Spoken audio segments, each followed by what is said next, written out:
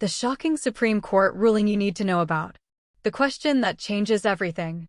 Can the U.S. government really stop you, question you, and detain you simply because of how you look, where you work, or the language you speak? As of the latest Supreme Court ruling, the shocking answer is yes. Today, we're breaking down how this unprecedented decision is reshaping immigration enforcement, what it means for immigrants and even U.S. citizens, and why constitutional rights may now be more vulnerable than ever. Section 287 and the power of ICE. Under Section 287 of the Immigration and Nationality Act, immigration agents have long had the authority to approach individuals and ask about their immigration status. But until recently, this authority came with limitations. Officers were expected to have a reasonable suspicion, grounded in articulable facts before making a stop. In other words, they couldn't simply stop people because of skin color, accent, or occupation.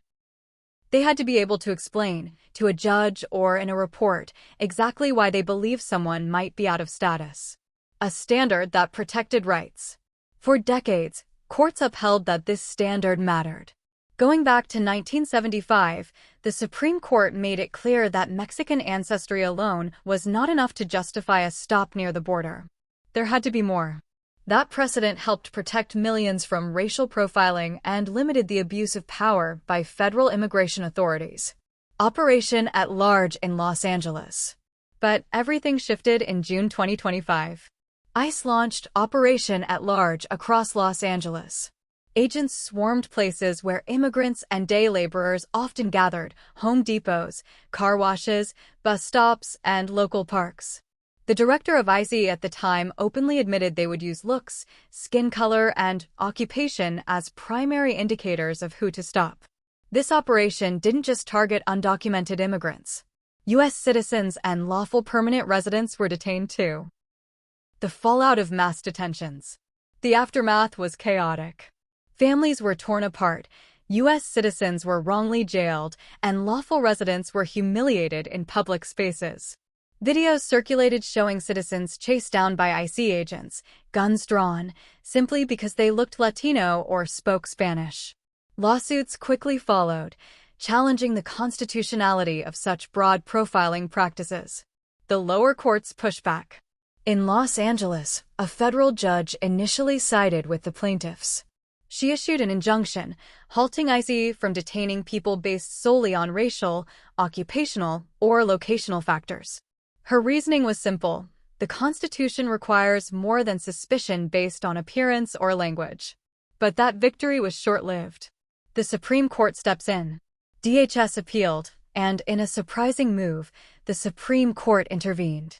In a 6-3 ruling, the court lifted the injunction. Justice Brett Kavanaugh, writing for the majority, explained that while ethnicity alone cannot justify suspicion, ethnicity combined with other factors such as location, language, and type of work could be considered enough to detain someone. This opened the door for ICE to continue its practices under the thinnest of justifications. What the majority said. Kavanaugh's opinion emphasized that short detentions, brief questioning, or a few minutes of interaction did not amount to constitutional violations.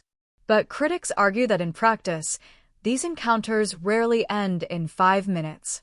Instead, they lead to hours in custody, missed work, traumatized families, and, in some cases, deportation proceedings for individuals who were never out of status to begin with. A strong dissent. Justices Sotomayor, Kagan, and Jackson dissented fiercely.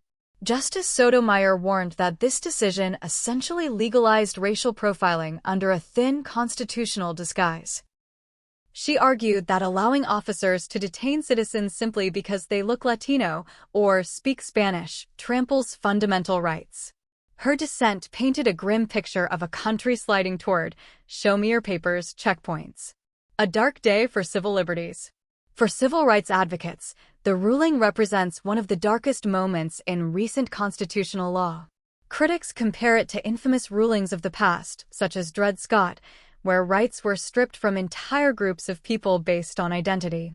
They fear this decision could normalize discriminatory policing nationwide, far beyond immigration enforcement. Impact on U.S. citizens and green card holders. It's not just undocumented immigrants who are at risk.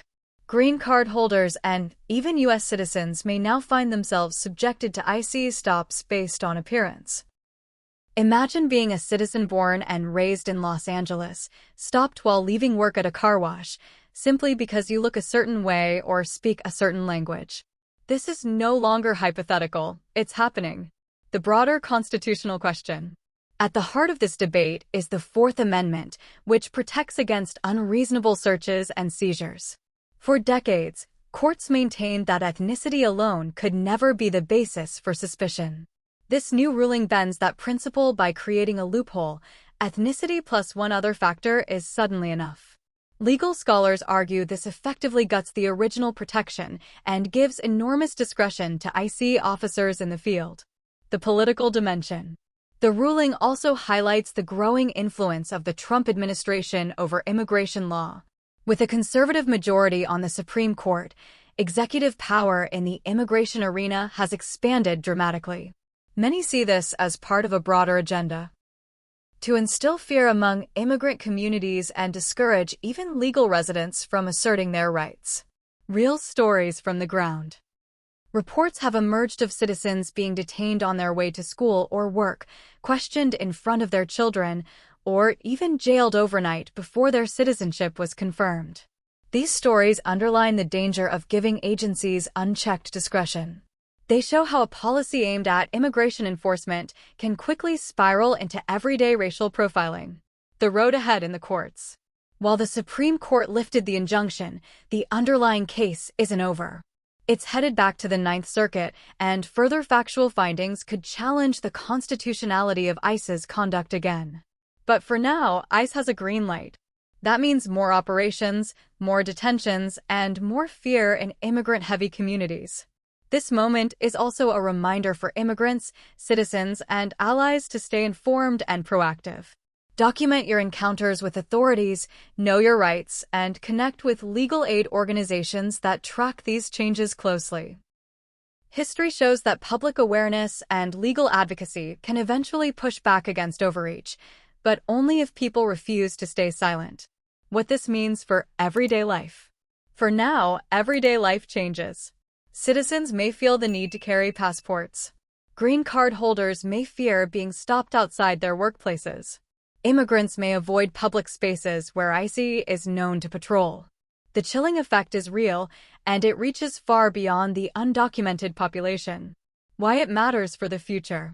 This decision doesn't just affect immigration, it sets a precedent for how far the government can go in using appearance, language, and occupation as justifications for stops.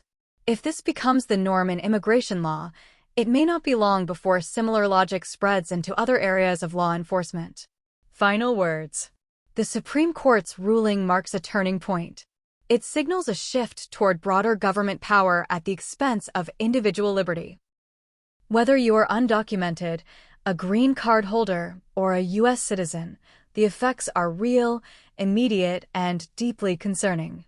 If you found this breakdown valuable, don't just click away. Share this video with someone who needs to understand these changes. Hit the like button to boost awareness. Drop your thoughts in the comments, and most importantly, subscribe to Visa Intel USA. This channel is dedicated to keeping you informed on the immigration stories that truly matter. Stay alert, stay informed, and stay empowered.